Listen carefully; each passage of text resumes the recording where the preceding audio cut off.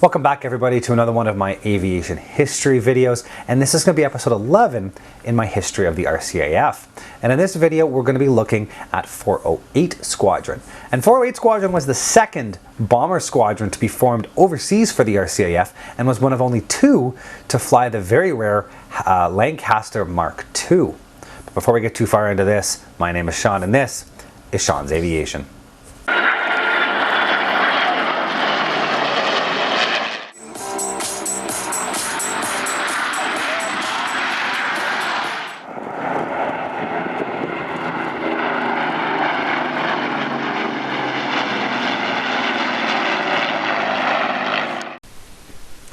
408 Squadron was formed on June 24th of 1941 at Lindholm as part of 5 Group and received their first aircraft, the Handley Page Hampton, not too long after in July. Surprisingly, they flew the Hampton for quite some time, being the last unit to actually fly them operationally with Bomber Command. The unit was assigned the squadron code EQ, and on July 20th, the unit relocated to Syerston, flying their first operational sortie from here on the night of August 11th, with a raid on the docks at Rotterdam. On December 9th, they moved to Balderton and would stay here for almost a year. Notably, during May-June of 1942, the unit received one Manchester to evaluate as a possible replacement for the Hampton. The aircraft was flown on 2 sorties, returning on one with hydraulic failure and bombing the target, Essen, on the second. Due to several shortcomings with the Vulture engines installed on the Manchester, it was removed from frontline service in June of 1942, and 408 continued to fly the Hampton for another few months. On September 14th, the unit moved to Leeming and became part of 4 Group. This night, the 14th and 15th of September, was the last time 408 Squadron would fly the Hampton, and as I mentioned earlier, it was the final operational flight of a Hampton by Bomber Command, the type still being used by Coastal Command for a while after this.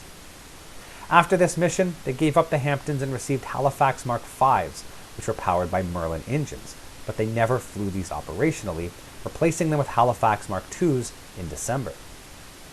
January of 1943 brought around a small change as the unit was moved over to 6 Group, which was the RCAF's bomber group within the RAF. In August, the unit moved to Linton-on-Ouse and would stay located here until the end of the war. In October, the unit gave up the Halifaxes and received the Lancaster Mark II, which was powered by the Bristol Hercules radial engine. This was done in order to ensure there was an alternate in case there were ever a shortage of Merlin engines. Only about 300 Mark IIs were built, and they were flown by only a few squadrons: 61, 115, 300, 408, 432, and 514. These aircraft had a slightly lower performance than their Merlin engine siblings, but could take a bit more battle damage as they did not have the complicated system of radiators and coolant lines. 408 was one of only 2 units to still be flying the Mark II at the time of D-Day, with all the other units having been converted to either Merlin engine Lancasters or Halifaxes. In September of 1944, almost a year after receiving their first Lancaster Mark II, the unit converted to the Halifax Mark III and Mark VII. Now, as far as I can tell, the Mark III and the Mark VII were identical, so please let me know in the comments if you know what the difference was. They flew these Halifaxes until the final mission of the war on April 25th, 1945, after which the unit was removed from active duty. By the end of the war, the unit had flown 4,610 sorties, 1,217 on Hamptons, 690 on Halifaxes, and 2,703 on Lancasters. And they had flown 25,568 operational hours. The unit had dropped 11,420 tons of bombs and claimed 11 aircraft destroyed, with a further 5 damaged. The unit suffered an astonishing 146 aircraft lost and 877 aircrew who were either killed, captured, or listed as missing. In May of 1945, the unit began transitioning to Canadian-built Lancaster Mark Xs and began to shuttle their aircraft back to Canada. 408 had been selected to be part of the Tiger Force, the RAF's planned contribution to the assault on Japan. The unit eventually ended up in Greenwood, Nova Scotia, and were there by June 18th. They began to train for their eventual move to the Pacific Theater, but the war ended before that happened, and the unit was disbanded at Greenwood on September 5th of 1945. The post-war life of 408 Squadron started on January 10th of 1949 when it was stood up as a photography unit at RCAF Rockcliffe on the eastern outskirts of Ottawa. It was assigned to the Squadron code AK and was initially equipped with a mixed fleet of 8 Lancaster Mark 10s and consolidated Cansos. Their main mission was the photo mapping of Canada's vast Arctic landmass, and were also tasked with maintaining the SHORAN, which was Short-Range Aerial Navigation System that was used for navigating the vast stretches of tundra. The Lancasters they used were the special Mark 10 AR that had a lengthened nose with extra navigation equipment and cameras. In May of 1951, the unit received Norsemans to increase their ability to fly in and out of some of the more remote locations, and they also changed their unit identifier from AK to MN. The Norsemans didn't stick around long, however, and they were retired by 1953.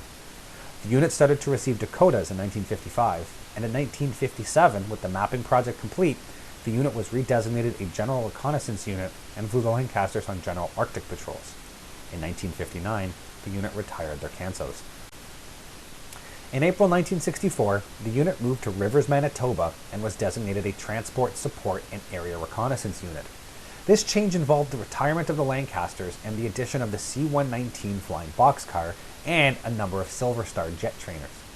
The unit received C-130s in April of 1965 and lost the C-119s in May. They also lost the C-130s in March of 1966 and the Dakotas in November of 1966.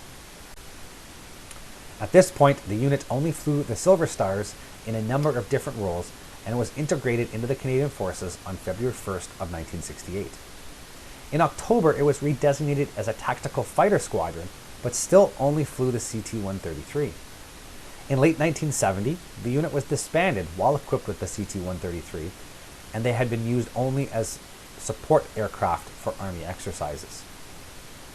In January 1st of 1971, 408 was reactivated at Nemeo as a tactical helicopter unit flying the CH-135 Twin Huey and the CH-136 Kiowa. They are tasked with mobile assault, air ambulance, air observation, troop movement, airborne command and control, and the dropping of paratroopers. During this time, the unit was deployed to the Sinai, the UN Observers Mission in Central America, and the UN mission in Haiti, as well as domestic roles such as the 1979 Red River floods and the 1976 Montreal Olympics. They continued this mission for a number of years, and in September of 1996, they turned in the Kiowas and Twin Hueys and re-equipped with the CH-146 Griffin, which they still fly to this day. In 2006, personnel from 408 Squadron were deployed to Afghanistan and were there almost continuously until 2011, flying both the CH-146 as well as the Cu-161 Spewer UAC. Later, they also picked up the CH-147D Chinook. Now, these were actually U.S. Army Chinooks, very old Chinooks, that were lent to the Canadians until we received our own Chinooks. In 2018, 408 deployed to Mali and flew the CH-146 in the armed escort role, providing support to medevac and utility missions.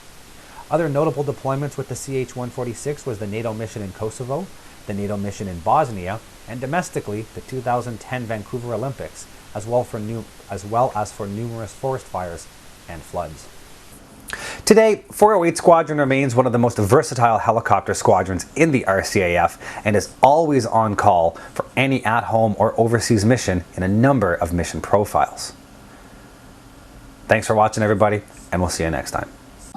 Thank you for watching, guys, and as always, if you are interested in any of the content you see, you can access my website at www.seans-aviation.com. You can see all the latest pictures of aircraft and museums and the build logs of all of my current models and past models on that site. And if you're interested in any of this content, please click the subscribe button here on YouTube to follow more. Thank you very much, and see you guys next time.